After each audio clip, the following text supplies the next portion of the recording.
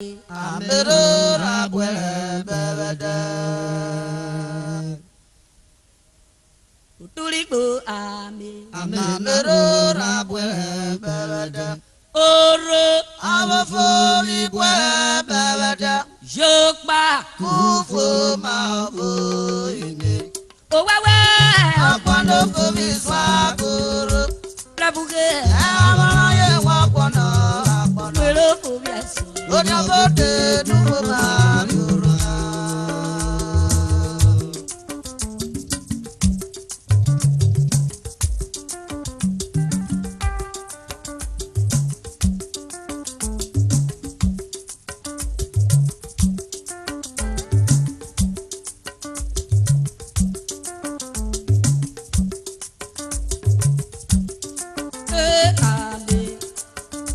Amerora bwebeda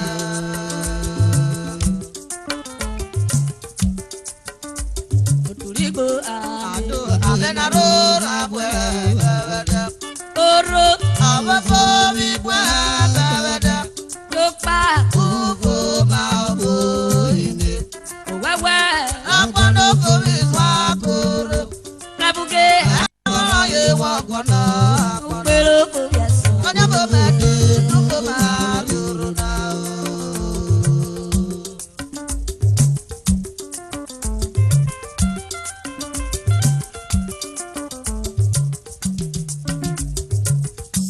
Ọtí ayé òwúrọ̀ kò fòmìnirò òwúrọ̀ kò fòmìnirò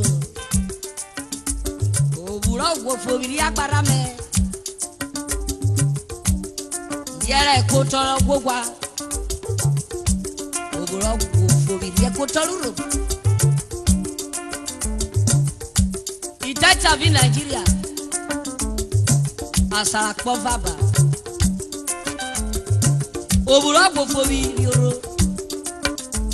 Urobome Amerora ode no mapue Icho ya tara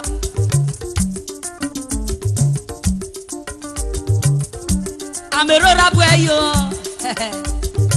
Icho ye yo je Oro wa bleye Prince Dr. Nathaniel Umabo baba ne Owo fobi bue Jokba Kufu ma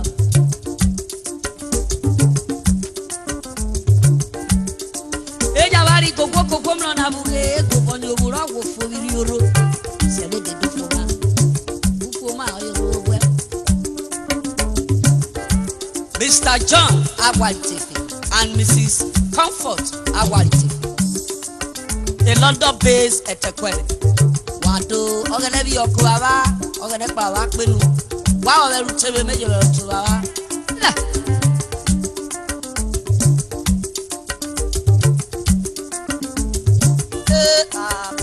Amerora bwebeda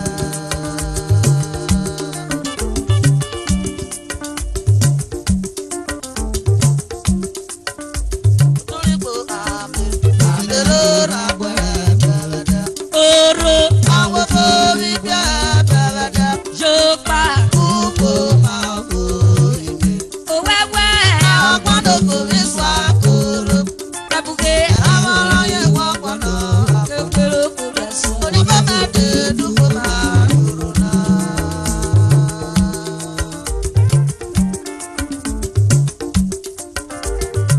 Urobo gidi buna Beje kata eju meta wa kurobo Okiri yohore, okikbo hore Abodo ko ya to bo hora na ru Omo ma bari apu Ndi obo iyo birire He Owura go go birire Weduge Igwa ko ke tutam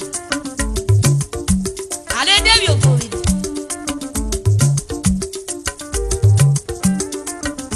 Ufo ba ko di Eti yo fia Beri ofo mi yari Liberia Oruje Ofo mi na orera Jobore kwa beti Jesaro lebiyo One example Mo nyamiti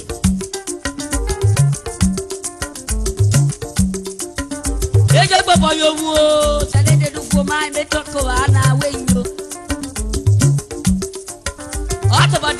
yo fo inu olere koyom besira obolo fo wi kwari no lere po obunole ufo ba kwari choro sero wi tere ugogoro ko ruwa beroso ofo wi se bi we kwako ekwakwa akpọrọ wo yere ofo wi se bi we wo ofo wi gweru kayo wamra kore yere ero ramlo fo wi o se gbi kuro yorwe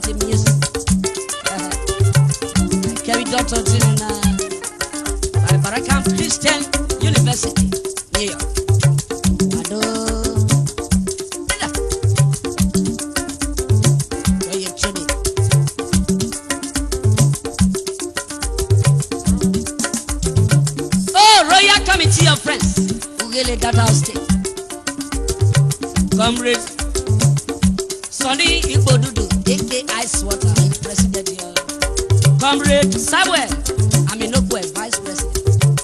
Mr. Victor Edoku, Secretary General. Comrade Taye Imoni, Treasurer.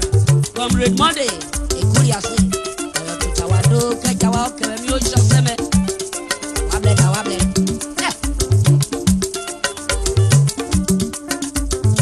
Eru Robo Social Club.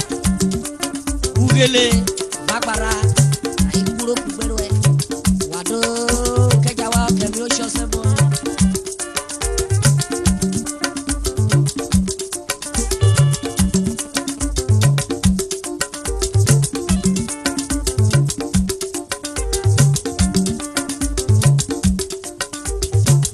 Oju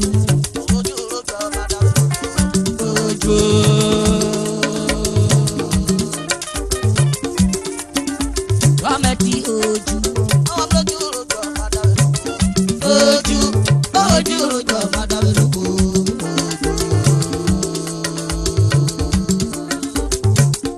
Ọjọ́ yẹ gọ́ọ̀mẹ̀ntì ní Nàìjíríà owó jùlọ́jú ẹ̀ ọba dábẹ̀rẹ̀ gọ́ọ̀mẹ̀ntì ní Nàìjíríà Oshajata Prince Dr. Natalia Romameka Ejelo no shaking ade fokego asa kenaba na ojuro nwere ore igipori Nigeria obore so ma wero e opakaro e wakigbo bebuti ne ogere ko ya re de ojuro ba wero ore igipora Nigeria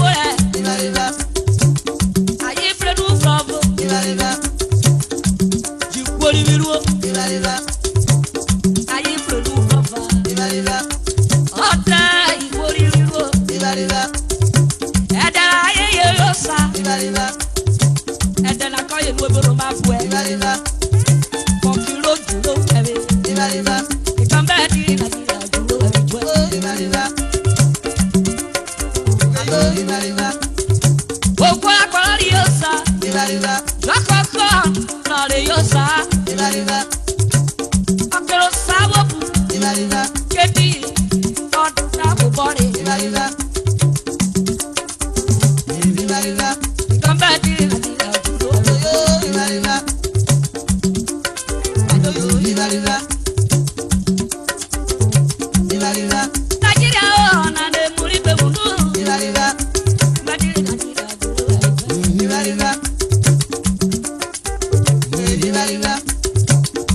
Je m'en vois. When tu get where you got it. I bet I do. I got it dead now.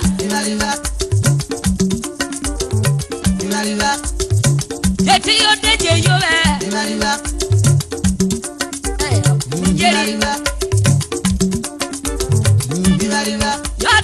you go pay for them. Not a what you read that is there. Come back, hope you'll be today. If I do not worry, I don't buy your salary. Or keep baby, go ahead. Or give it, give me up. For a while, also. When you get tired of your salary, come back in.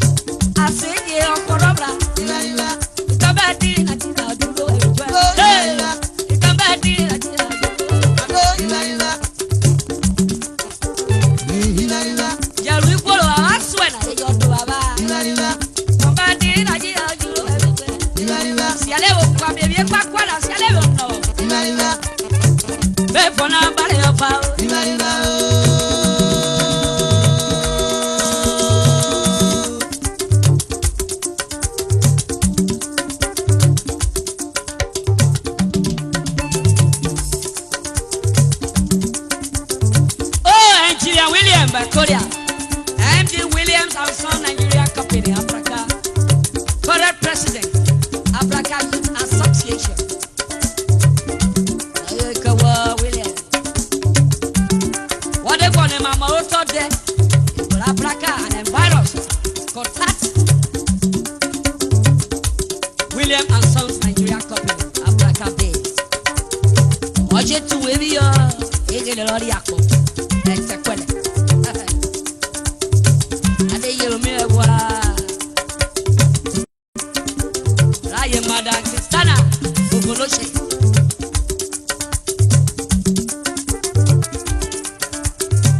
Yondiro yo. Engineer Jonathan. Omonomo. Eyere. Sunday Ogoloshe. All is well. Thank you.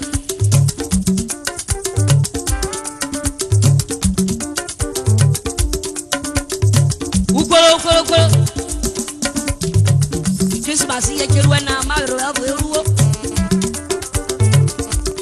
Eka.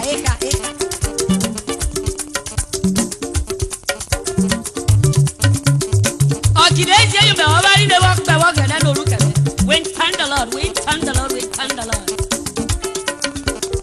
Multiple chief and Chiracho Orute Omene. Baba na Baba, you may bless forever.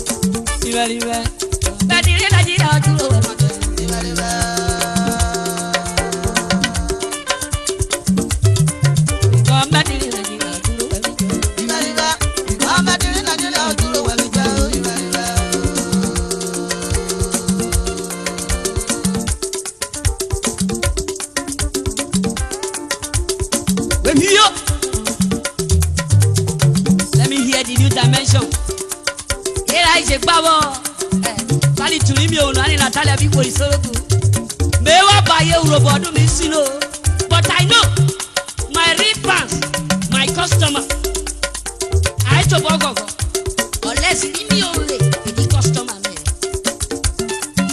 weyo eja kwa buri yo ma bebo anu go am bring go bibie na it say bia the pizza una here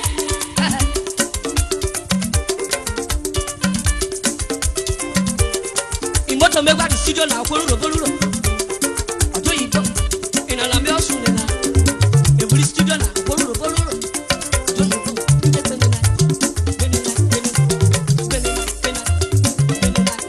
erielo na vale ida